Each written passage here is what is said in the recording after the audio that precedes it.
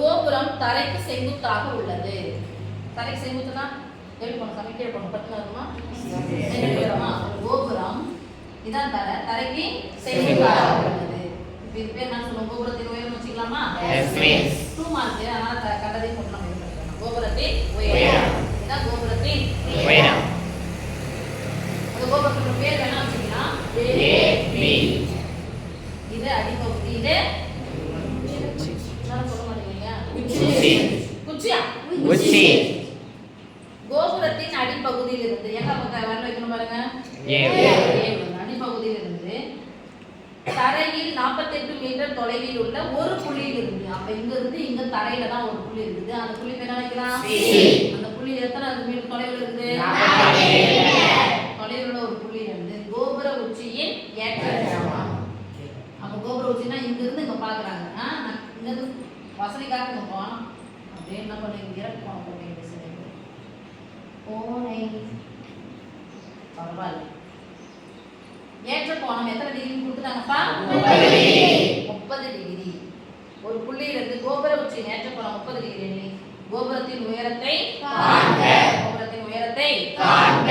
சரி பாருப்பா. கோணத்துக்கு எதில இருக்குது? என்னது? இது இன்னொரு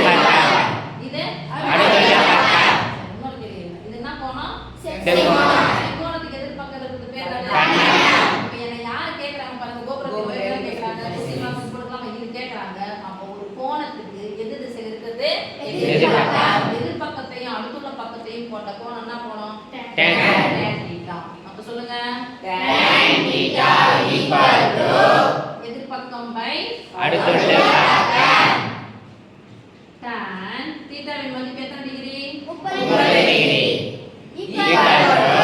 எதிர் பக்கத்துல யார் இருக்காங்க பாருங்க. கோபுரத்தின் உயரம் பை 48 மீட்டர். எனக்கு யார் மட்டும் தேவை? யார் வேணும்? அப்போ வகுத்துல அத பையா இருக்கிற 48 இந்த பக்கம் வச்சா மரம் அதோட முன்னாடி என்ன செய்யணும்? நம்ம tan 30 டிகிரி மதிப்பை போடணும். 30 48 போட்டு பெருக்கி தள்ளிடாது. சரியா? tan 30 டிகிரி மதிப்பு என்ன சாமி?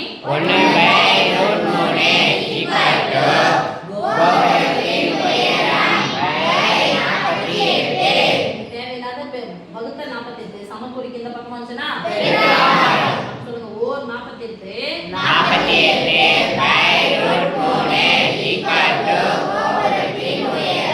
கோபுரத்தின் உயரம் எத்தனை வாய்ப்பாடுப்பா? மேல √3 பெருக்கலாமா? சொல்லுங்க. 48 √3 மேல √3 பெருக்கினா கீழே √3 தானே பெருக்கணும். பெருக்கட்டும். மேல ஓகேவா? √3 பெருக்கினா 48 இன்டு √3 ஒரு மூணா? ஒரு 3 எத்தனை 3 48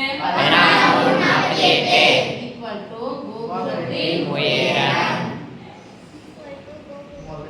கோபுரத்தின் உயரம் 14 இன்டு √3 மீட்டர். அதோட சேர்த்து எழுதணும் சாமி. சரியா? கோபுரத்தின் உயரம். இது இன்னொரு ஷார்ட் வேல சொல்லி தக்கா. 48 பை √3 மேல அப்படியே போட்டுக்கோங்க. மூணாம் வாய்ப்பாடு போட்டுக்கோங்க. ஒரு 3 16 48. ஓகே சாமி? மூணாம் வாய்ப்பாடுல கேன்சல் பண்ணிட்டு √3 எடுத்து என்ன பண்ணிக்கணும்? மேல போடணும். அதானே? அது √3 பெரும் 3ஆ மாத்துறதுக்கு √3ஆல பெருக்கணும். அப்ப கீழே பெருக்கணும். பகுதியை பெருக்கினா மதிப்பு மாறாம இருந்தா அந்த வேலையை உடனே செய்யணும். சரியாமா? அண்டர்ஸ்டாண்ட்?